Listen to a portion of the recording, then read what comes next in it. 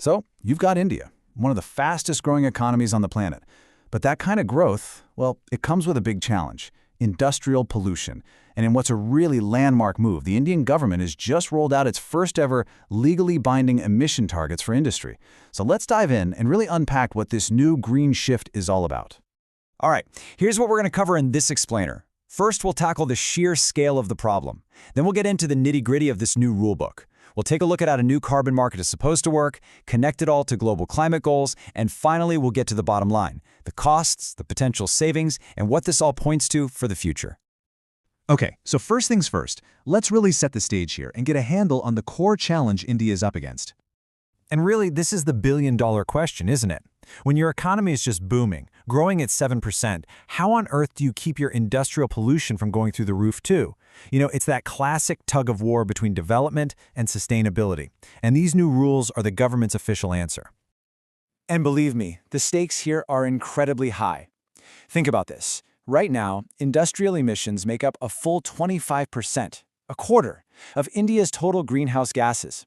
And if the economy keeps growing like it is, and nothing changes, well, you can see how that slice of the pie is only going to get bigger. Which, of course, brings us to the government's answer to this whole problem. Let's dig into the details of this new rulebook. So on October 8th, 2025, the government made it official. They notified these new greenhouse gas emission intensity target rules. And the two most important words you need to hear are legally binding. This isn't some friendly suggestion or a voluntary guideline. Nope, this is a mandatory requirement for some of the country's biggest polluters. So you might be asking, who's actually on the hook for this? Well, the government is being pretty strategic. They're starting with a really focused group. For this first phase, these new rules apply to 282 very specific industrial units. You can think of them as the pioneers, the ones who have to figure out this new system out first.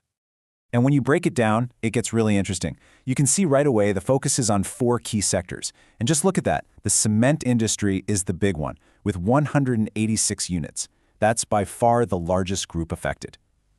Then you've got pulp and paper, chlor-alkali, and aluminium. Okay, this next part is absolutely crucial to understanding how this whole thing works. It's all about what's being measured.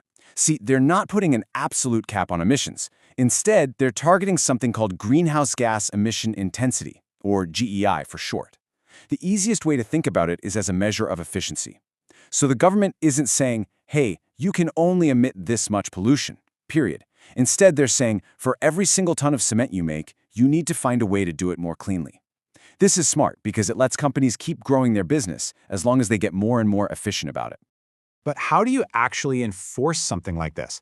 Well, that's where a whole new market-based system comes into play. Let's take a look inside this new carbon market. The whole system is called the Carbon Credit Trading Scheme, or CCTS. And what it does essentially is turn pollution reduction into something you can buy and sell, a tradable commodity. So if your company does better than its target, you earn these things called carbon credit certificates. But if you fall short, you're going to have to buy them from someone who did. So for any given company, the process is going to look something like this. First, you got to create an action plan. Step 2, you actually implement the cleaner tech and processes. Then, Step 3, you get your emissions verified by an official body, the Bureau of Energy Efficiency.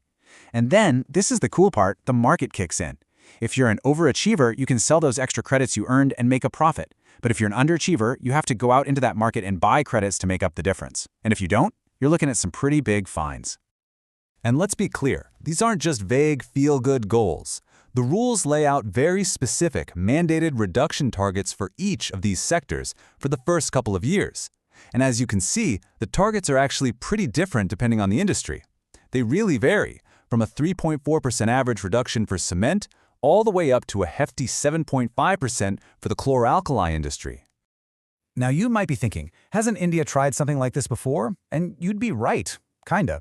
Since 2012, there was a program called the PAT scheme, which was all about improving energy efficiency. And hey, it worked pretty well. It saved about 100 million tons of CO2 equivalent. But this new CCTS, it's the next evolution. It's bigger. Instead of just focusing on energy, it directly targets all greenhouse gas emissions. And it creates a much more formal, much bigger carbon market to go with it. And this quote from the government really sums up the big idea behind it all. It says, the goal is to promote the adoption of sustainable, cutting-edge technologies. See, it's not just about hitting numbers on a spreadsheet. It's about fundamentally pushing these high-emission industries to innovate, to adopt new, cleaner tech. It's basically using the power of the market to force a technology upgrade. Okay, so clearly this is a huge deal for Indian industry. But the story doesn't stop at India's borders. Let's zoom out for a second and see how this domestic policy fits into the bigger global picture. 45%. Remember that number. That is India's key promise under the Paris Climate Agreement. The goal is to slash the emissions intensity of its entire economy by 45% by the year 2030, using 2005 as the baseline. And these new rules for industry, they are an absolutely critical piece of the puzzle for hitting that massive target. But it's not just about the Paris Agreement. This is a very strategic move on a few different levels. For one, it helps Indian exporters get ready for things like the EU's new carbon border adjustment mechanism, which is basically a tax on imports that have a high carbon footprint. It also sets India up to trade carbon credits with other countries, and it puts them right in line with this big global push to put a price on carbon pollution. And get this is all happening fast.